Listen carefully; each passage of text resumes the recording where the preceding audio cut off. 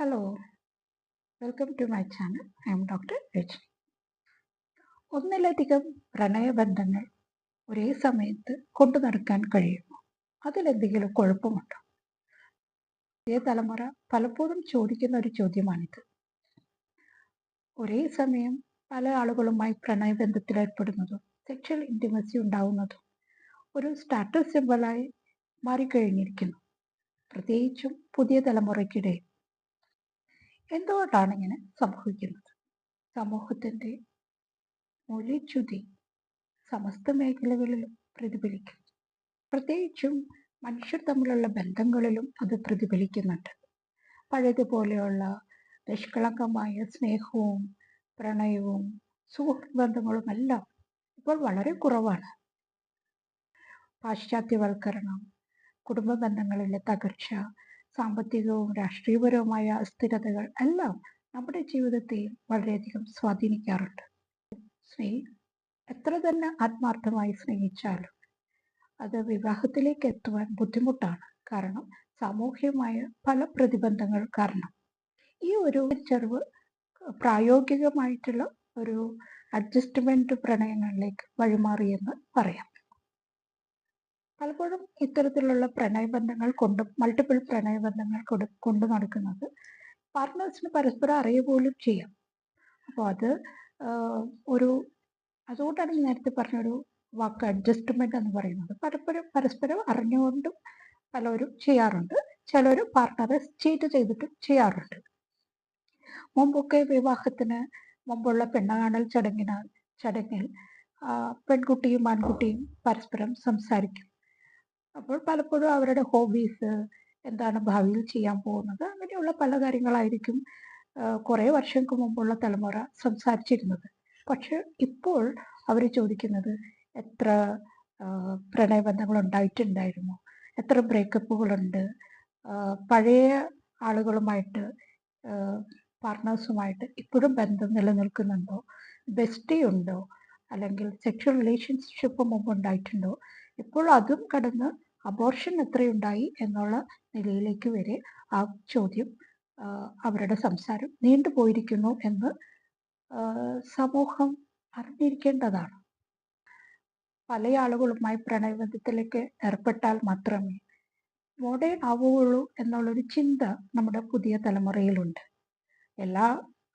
അവരുടെ എല്ലാ ഫ്രണ്ട്സും അങ്ങനെയെല്ലാം ചെയ്യുമ്പോൾ ഞാൻ മാത്രം ഒഴിഞ്ഞു നിൽക്കുന്നുണ്ട്, ആവശ്യമില്ല, അപ്പോൾ മോഡേണായി അവരുടെ ഒപ്പം തന്നെയാണ് എന്ന് കാണിക്കാൻ വേണ്ടിയിട്ടും ചില ആളുകൾ പലരുമായിട്ട് പ്രണയബന്ധങ്ങളിലും സെക്ഷൽ ഇൻറ്റിമസിയിലുമെല്ലാം ഏർപ്പെടാറുണ്ട്.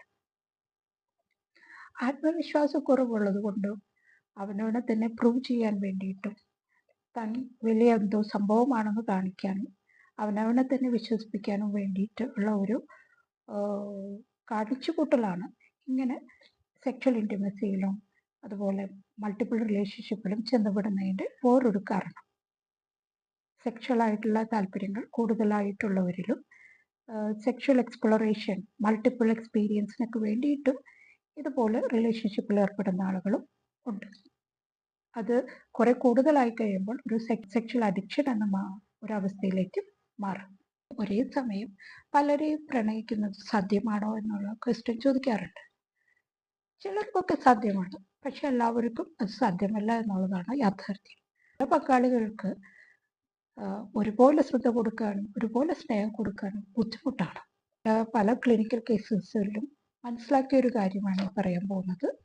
തുടക്കത്തിൽ വളരെ എക്സൈറ്റ്മെന്റും ഞാനെന്തോ ഭാവമാണ്, ഞാനെന്തോ വലിയ ആളാണ് എന്ന് കാണിക്കാനുള്ള ഒരു ആവേശമായിരിക്കും പലപ്പോഴും പല ആളുകളുമായിട്ട് പ്രണയബന്ധങ്ങൾ ഉണ്ടാക്കുമ്പോഴും സെക്ഷൽ റിലേഷൻഷിപ്പ് ഉണ്ടാക്കുമ്പോഴും തോന്നുന്നത്. ഒരു ത്രില്ലിങ് എക്സ്പീരിയൻസ് ആണ്. മറ്റുള്ളവരോട് പറയുകയും ചെയ്യും, എനിക്ക് ഇത്ര ഒരുപാട് പേരായിട്ട് ബന്ധമുണ്ട് എന്നൊക്കെ പറയാനായിട്ടൊരു ത്രില്ലായിരിക്കും. പക്ഷെ കുറെ കൂടെ കഴിയുമ്പോൾ എന്താ ഉണ്ടാവുമെന്ന് വെച്ചാൽ അവർക്കതൊരു ബേൺ ഔട്ടായിട്ട് മാറുന്നു. കാരണം ഒരു റിലേഷൻഷിപ്പ് മുന്നോട്ട് കൊണ്ടുപോകാൻ ധാരാളം സമയവും എനർജിയും മാനസികമായിട്ടുള്ള എനർജിയെല്ലാം ആവശ്യമാണ്. അപ്പോൾ മൾട്ടിപ്പിൾ റിലേഷൻഷിപ്പിൽ തുടക്കത്തിൽ വളരെ എക്സൈറ്റ്മെന്റ് ഒക്കെ തോന്നുമെങ്കിലും കുറെ കഴിയുമ്പോഴത്തേക്കും ഇവർ എക്സ്ഹോസ്റ്റഡ് ആവാൻ തുടങ്ങും. അതിൻ്റെ ഇടയിലുണ്ടാവുന്ന ബ്രേക്കപ്പുകളും അതുപോലുള്ള ഇഷ്യൂസും എല്ലാം അവരെ മാനസികമായിട്ട് ബാധിച്ചു തുടങ്ങും. പിന്നെ മറ്റുള്ളവരെ വിശ്വസിക്കാനും സ്നേഹിക്കുവാനും കഴിയാതെയാവും. പങ്കാളിയെ സംശയിച്ചു തുടങ്ങും. മൾട്ടിപ്പിൾ സെക്ഷൽ റിലേഷൻഷിപ്പ് കീപ്പ് ചെയ്യുന്നവരുടെ സ്ഥിതി വ്യത്യസ്തമല്ല. കഴിയുമ്പോൾ അവരാകെ കൺഫ്യൂസ്ഡ് ആവുന്നു. ആരെയും വിശ്വസിക്കാൻ പറ്റാവുന്ന അവസ്ഥ ഉടലെടുക്കുന്നു. അവർക്ക് സ്നേഹിച്ചാൽ പോലും അത് വളരെ ഉപരിപ്ലവമായിട്ടുള്ളൊരു ഫീലിംഗ് മാത്രമേ ആവുന്നുള്ളൂ. ആഴത്തിൽ ആരെയും സ്നേഹിക്കാൻ കഴിയാതെ പോകുന്നു. കുറെ കഴിയുമ്പോൾ ഡിപ്രഷൻ, ആങ്സൈറ്റി, സൂയിസൈഡൽ തോട്ട്സ് അങ്ങനെ പലതും ഉണ്ടാവാൻ തുടങ്ങും. ചിലരൊക്കെ മദ്യത്തിന് അടിമപ്പെടും, ചിലരൊക്കെ ഡ്രഗ്സിൽ അഡിക്റ്റഡ് ആവും. പല ആളുകളും മൾട്ടിപ്പിൾ ആയിട്ടുള്ള സൂയിസൈഡൽ അറ്റംപ്റ്റ്സ് നടത്താറുണ്ട്. ചില ആളുകൾക്ക് മൾട്ടിപ്പിൾ റിലേഷൻഷിപ്പ് ഉണ്ടാവുക എന്ന് പറയുന്നത് ഒരു ഹാബിറ്റായി മാറും.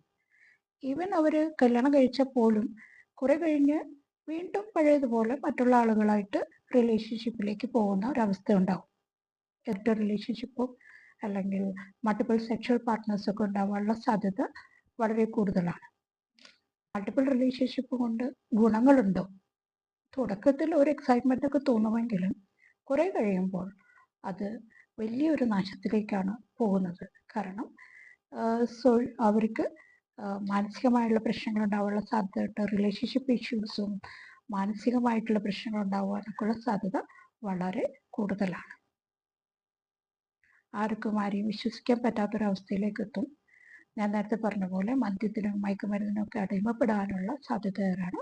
മാനസിക രോഗങ്ങൾ ഉണ്ടാവാനുള്ള സാധ്യത ഏറെയാണ്. പ്രണയം എന്നത് ഒരു വ്യക്തിയുടെ ചോയ്സാണ്. ഒരു പ്രണയം വേണോ, ഒന്നിലധികം പ്രണയം ഒരേ സമയത്ത് വേണോ എന്ന് വ്യക്തി തീരുമാനിക്കട്ടെ. അടുത്ത വീഡിയോയുമായി വേറൊരു സബ്ജക്റ്റുമായി കാണുന്നത് വരെ നന്ദി, നമസ്കാരം.